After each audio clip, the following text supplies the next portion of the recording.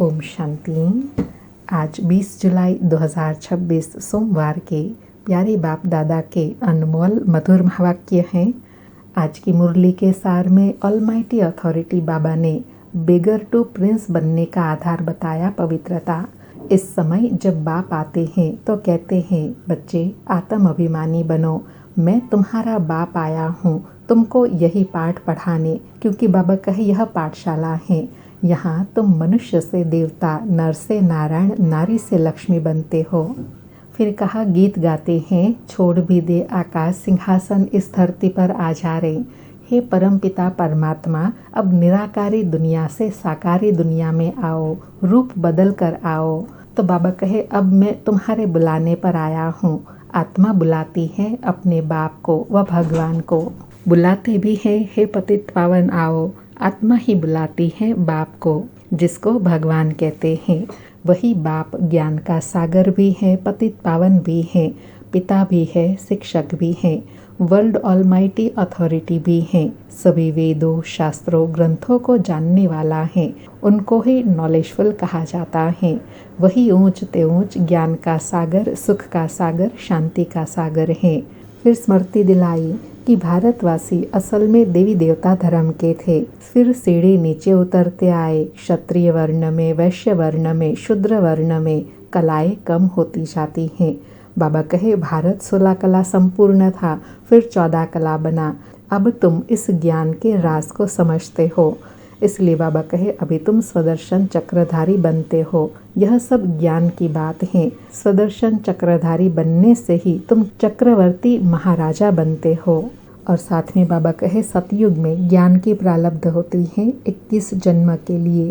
फिर से तुम सतयुग का राज्य भाग्य अभी ले रहे हो।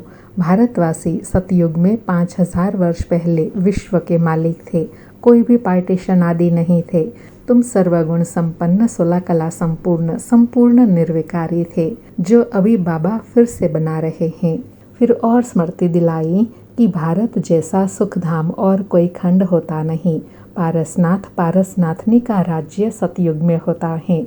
जब भारत स्वर्ग था तो कोई बीमारी, रोग नहीं था, संपूर्ण सुख था। गाया जाता है ईश्वर की महिमा अपरम अपार है, वैसे भारत की भी महिमा अपरम अपार है।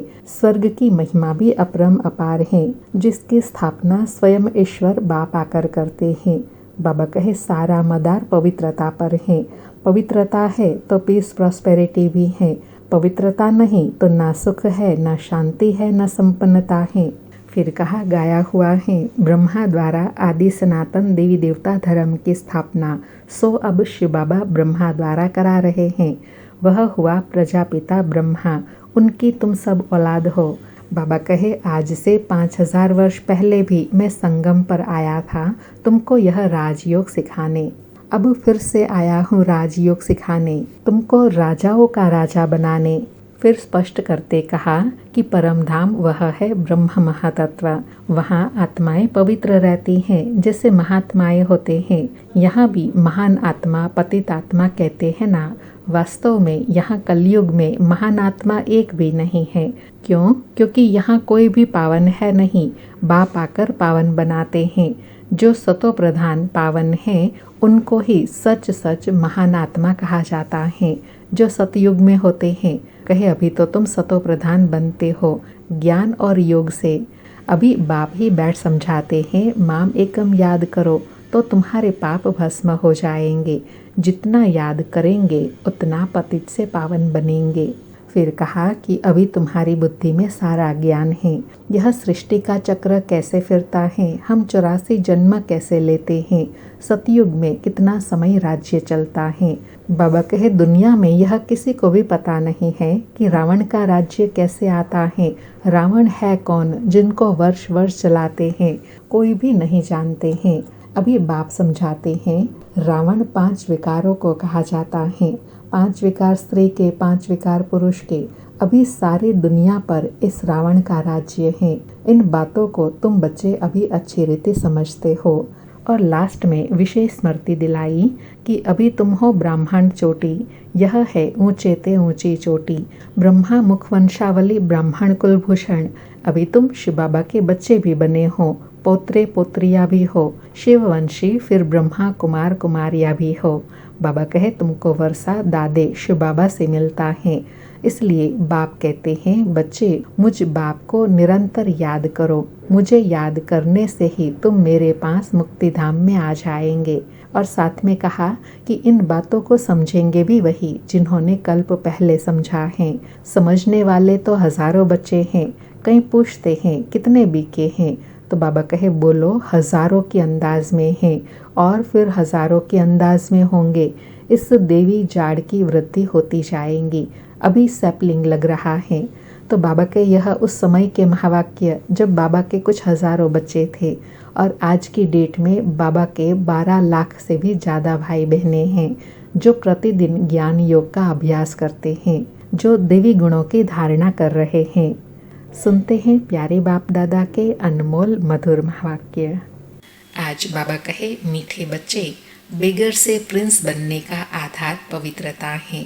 पवित्र बनने से ही पवित्र दुनिया की राजाई मिलती है।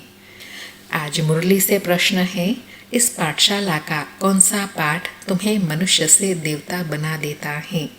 उत्तर में बाबा कहे, तुम इस पाठशाला में रोज यही पाठ पढ़ते हो कि हम शरीर नहीं आत्मा हैं। आत्म अभिमानी बनने से ही तुम मनुष्य से देवता, नर से नारायण बन जाते हो। इस समय सब मनुष्य मात्र पुजारी अर्थात पतित देह अभिमानी हैं। इसलिए पतित पावन बाप को पुकारते रहते हैं। बाबा कहे देह अभिमान है ना, इसलिए दुखी हैं, तभी पुकारते रहते हैं पतित पावन आओ। आज मुरली में गीत बजा, छोड़ भी दे आकाश सिंहासन, इस धरती पर आ जा रे। सारी मुरली से धारणा के लिए सार है। पहला पॉइंट, पतित से पावन बनने के लिए ज्ञान और योग में मजबूत होना है। आत्मा में जो खाद पड़ी है उसे याद की मेहनत से निकालना है। दूसरा पॉइंट, हम ब्रह्मा मुख वंशावली ब्राह्मण चोटी हैं। इस नशे में रहना है।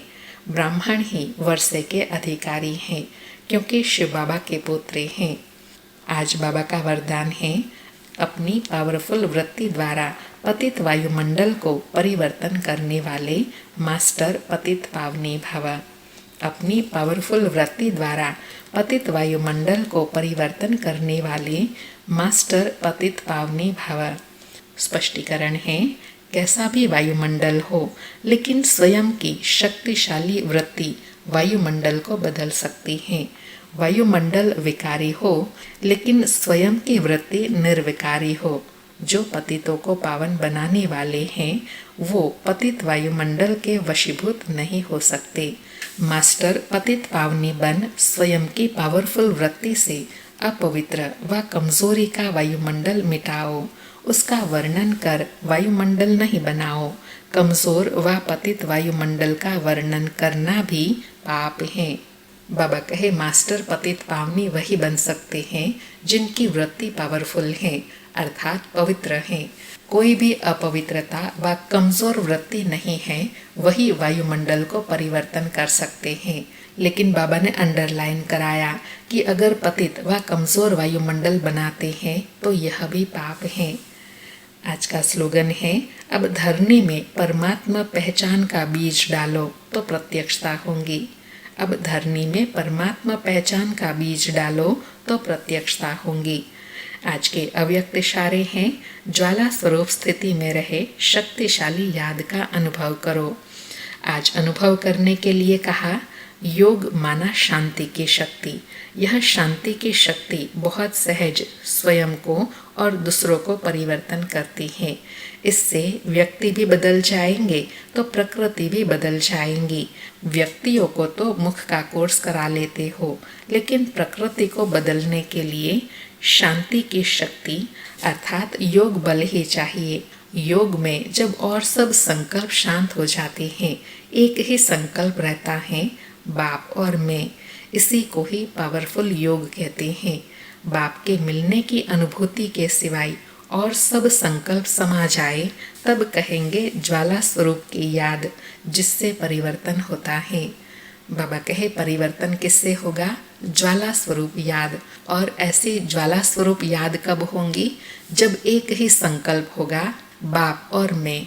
जब ऐसे शक्तिशाली याद में रहेंगे तब प्रकृति को भी परिवर्तन कर सकते हैं योग बल के द्वारा।